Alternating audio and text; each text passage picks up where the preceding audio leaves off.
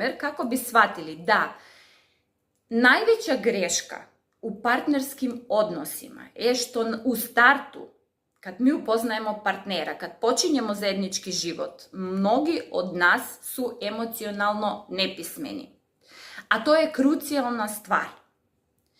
Znači, šta znači da smo emocionalno pismeni? Emocionalno pismeni znači znati iskomunicirati, reći koji su tvoji prioriteti i potrebe. Pa onda pitati partnera koji su njegovi prioriteti i potrebe. Kako pravilno da ih jedan partner prepozna, kako pravilno da ih izrazi i kako pravilno taj drugi partner da razume te prioritete i potrebe koje svako od nas ima. U momentu kad se ne iskomunicira pravilno, dešava se tumačenje na loš ili različiti način. Svako tumači iz svoje iskustvene perspektive, iz onoga što nosi kao ljudsko biće.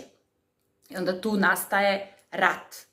Pa onda, kad nastane rat u partnerskom odnosu, dešava se da partneri, žele poraditi na taj partnerski odnos i jave se na psihoterapiju. I kad dođu na psihoterapiju, došli bi da ne bi došli.